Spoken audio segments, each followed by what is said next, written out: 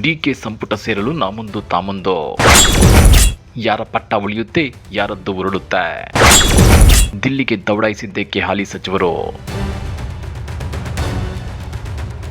Siddaramaiah CM ಸ್ಥಾನಕ್ಕೆ ರಾಜೀನಾಮೆ ಕೊಡುವಾಗ ಯಾವೊಬ್ಬ ಸಿದ್ದರಾಮಯ್ಯನವರ ಆಪ್ತ ಸಚಿವರು ಕೂಡ ತಾವು ಕೂಡ ರಾಜೀನಾಮೆ ಕೊಡ್ತೀವಿ ಅಂತೇಳಿಲ್ಲ. ಇಷ್ಟೇ ಕಣ್ರಿ ರಾಜಕೀಯ ಅಂದ್ರೆ. ಆದ್ರೆ ವಿಷಯ ಈಗ ಅದಲ್ಲ. ಡಿಕೆಶಿ ಸಂಪುಟ ಸೇರೋಕೆ ಸಿದ್ದು ಆಪ್ತ ಬಣದ ನಾಯಕರೇ ನಾಮುಂದು ತಾಮುಂದು ಅಂತೇಳಿ ದಿಲ್ಲಿಗೆ ದೌಡಾಯಿಸುತ್ತಿದ್ದಾರೆ.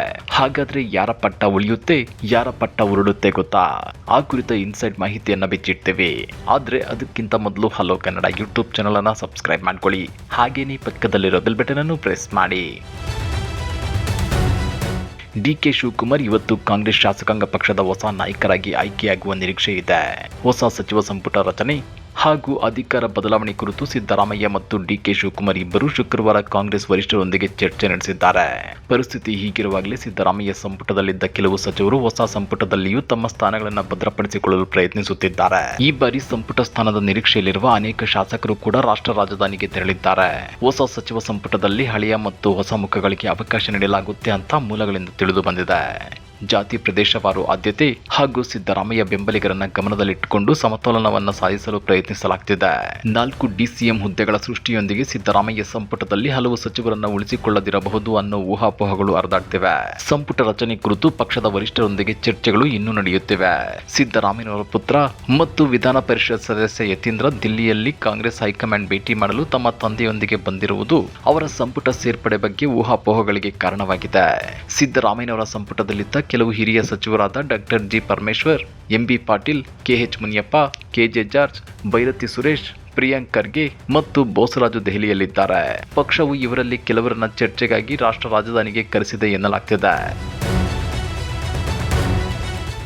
ಇನ್ನು ಸಚಿವ ಸ್ಥಾನದ ಆಕಾಂಕ್ಷಿಗಳಾದ ರಿಜ್ವಾನ್ ಅರ್ಷದ್, ಶಿವಲಿಂಗೇಗೌಡ, ನಾರಾಯಣ ಸ್ವಾಮಿ, ಕೆವೈ ನಂಜೇಗೌಡ, ಕೊತ್ತೂರು ಜಿ ಮಂಜುನಾಥ್, ಶ್ರೀನಿವಾಸ ಮಾನೆ, ಯಾಸಿರ್ ಅಹಮದ್ ಖಾನ್ ಪಠಾಣ್ ದಿಲ್ಲಿಯಲ್ಲಿದ್ದಾರೆ.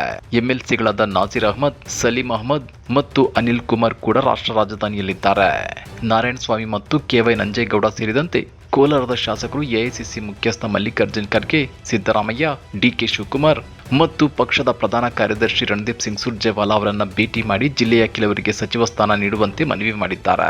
ಈ ನಡುವೆ ಶಿವಲಿಂಗೇಗೌಡ ಹಾಸನ ಜಿಲ್ಲೆಯಿಂದ ಸಚಿವ ಸ್ಥಾನ ಪಡೆಯಲು ಪ್ರಯತ್ನಿಸಿದ್ದಾರೆ.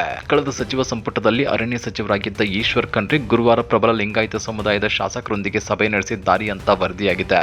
ನಿನ್ನೆ ಈ ಕುರಿತು ಸುದ್ದಿಗಾರರೊಂದಿಗೆ ಮಾತನಾಡಿರುವ ಅವರು ಸಂಪುಟದಲ್ಲಿ ಲಿಂಗಾಯತರಿಗೆ ಸೂಕ್ತ ಪ್ರಾತಿನಿಧ್ಯ ನೀಡಬೇಕು ಅಂತ ಹೇಳಿದ್ದಾರೆ. ಖಂಡ್ರೆ ಅವರು ಅಖಿಲ ಭಾರತ ವೀರಶೈವ ಮಹಾಸಭಾದ ಅಧ್ಯಕ್ಷರಾಗಿದ್ದಾರೆ.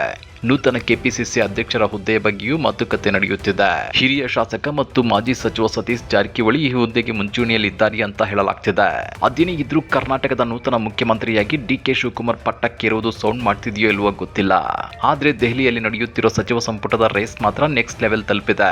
ಹಾಗಾದ್ರೆ ನಿಮ್ಮ ಪ್ರಕಾರ ಯಾರಿಗೆಲ್ಲ ಮಂತ್ರಿ ಸ್ಥಾನ ಸಿಗಬೇಕು?